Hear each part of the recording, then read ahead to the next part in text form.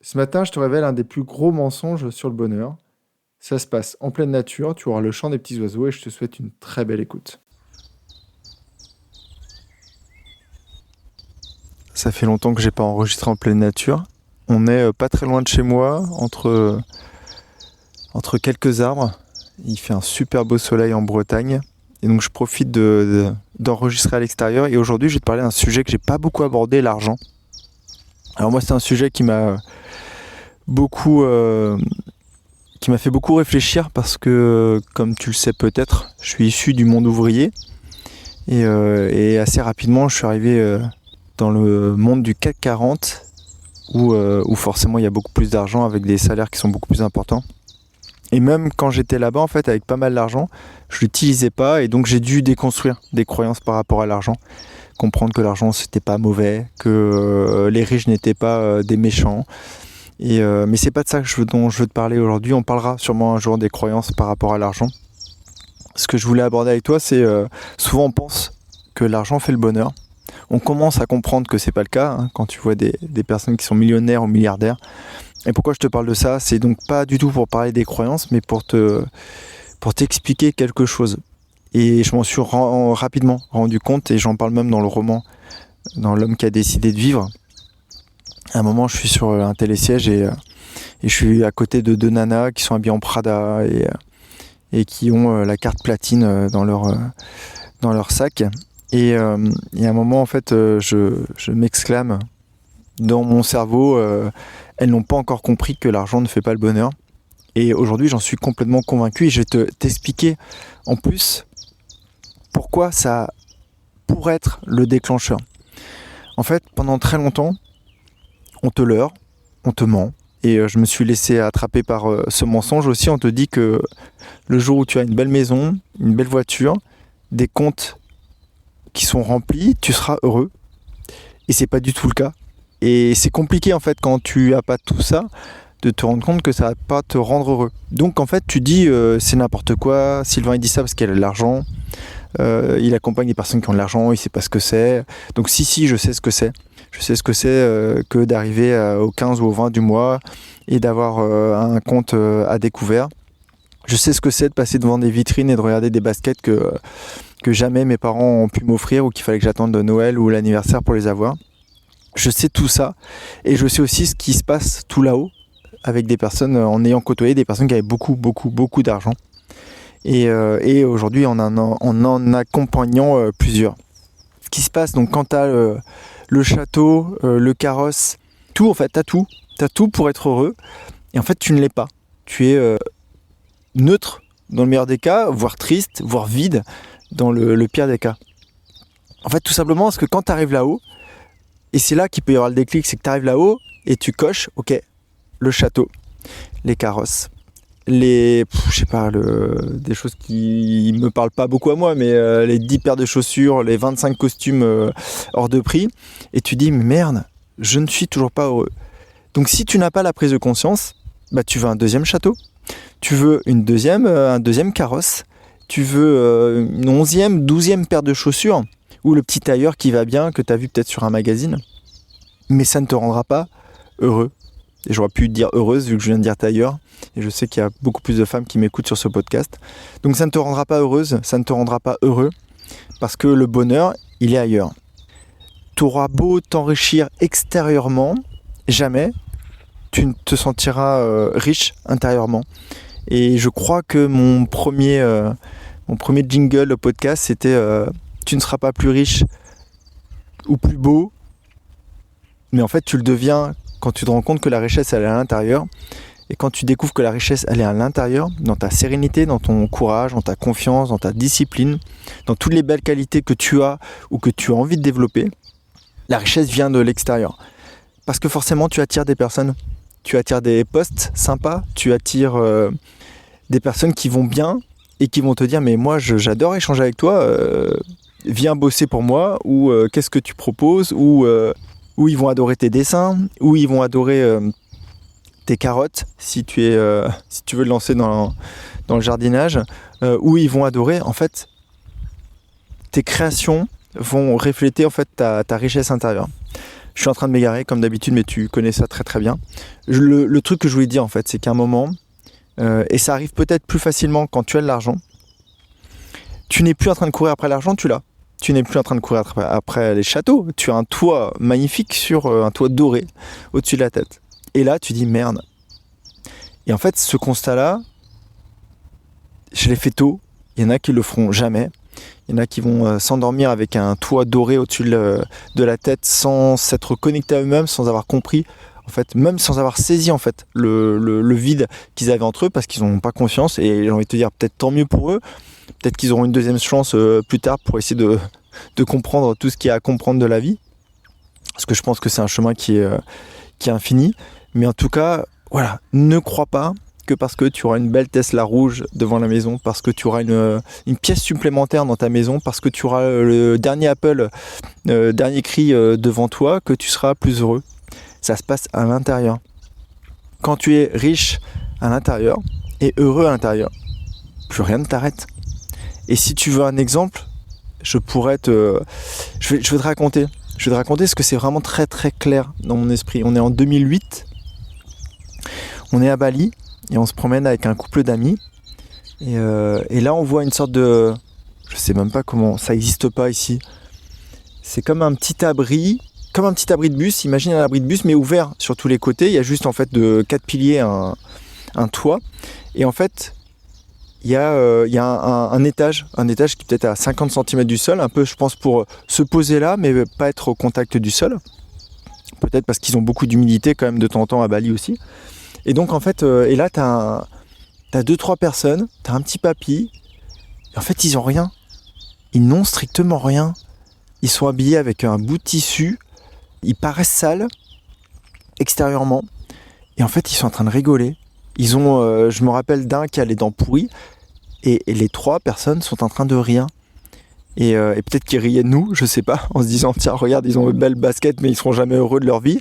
Ils n'ont pas compris, ils viennent chercher à Bali des choses qu'ils ont chez eux mais qu'ils n'ont pas encore saisi, tout ça. Et en fait, et je me rappelle de ça, et j'ai eu plusieurs déclics comme ça dans ma vie. Il y a eu des films, Into the Wild, il y a eu ce genre de choses en fait où tu rencontres des personnes qui n'ont pas grand chose mais qui ont tout.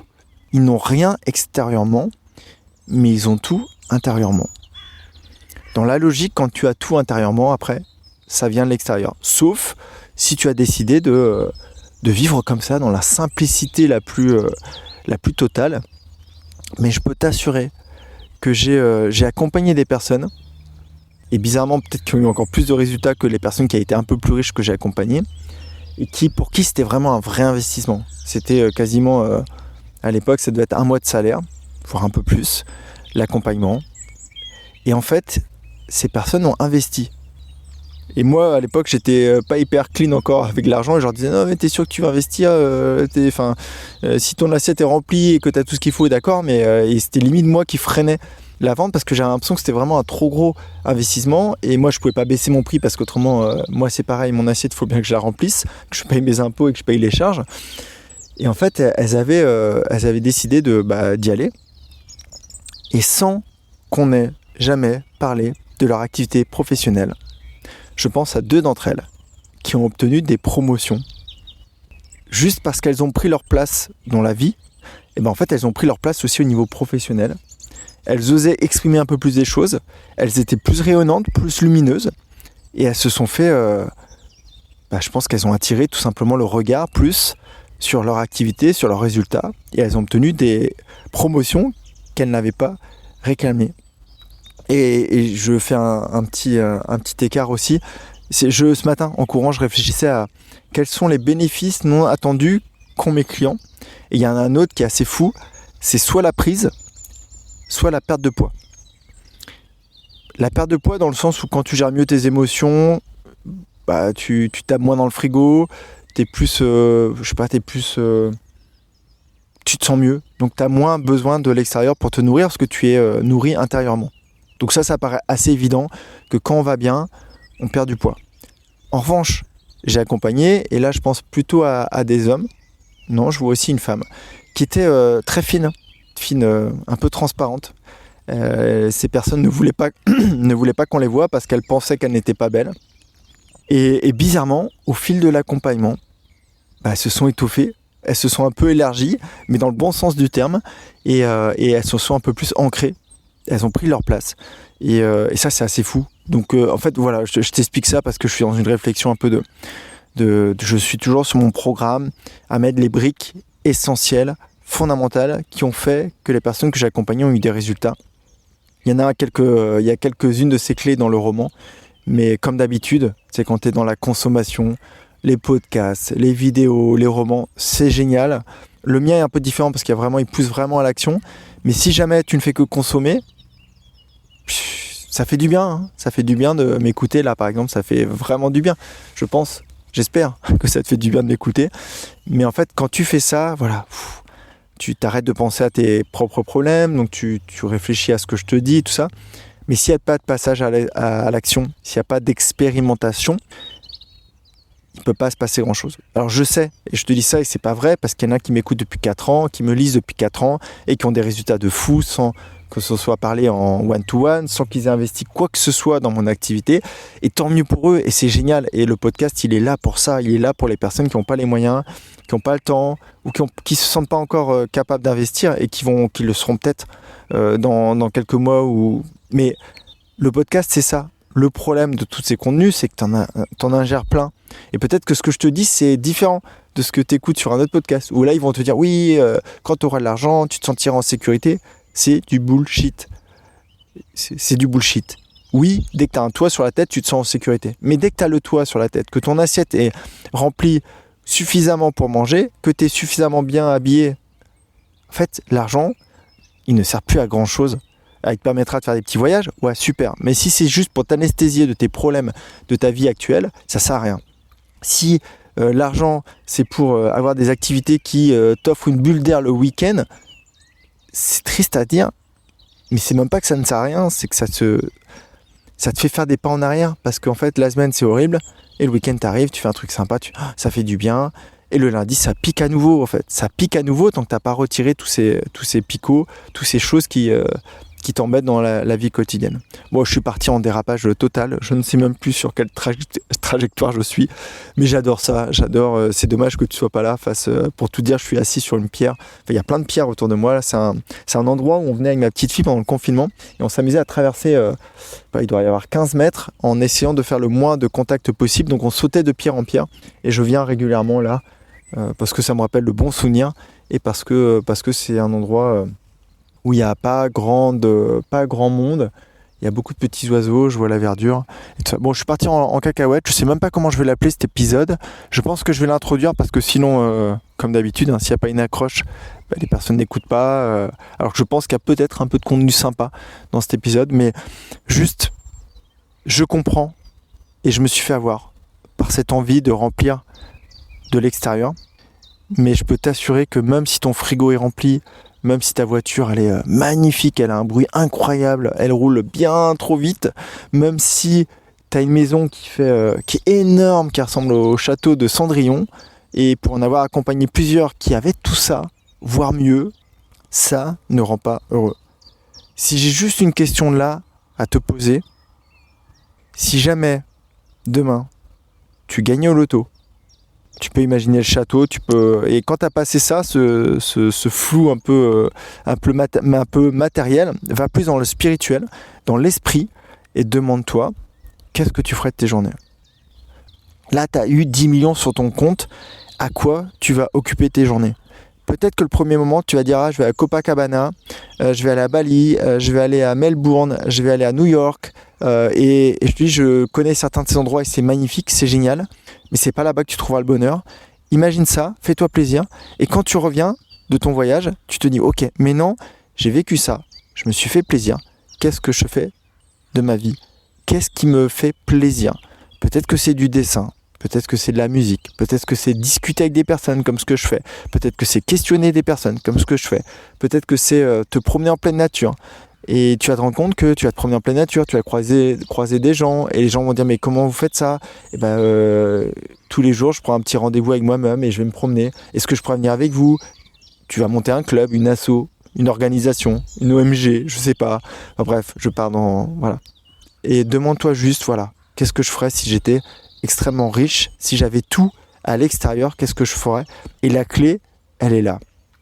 Allez, je te laisse là-dessus, je t'envoie plein de belles énergies et on continue cette discussion dans mon courrier de jeudi.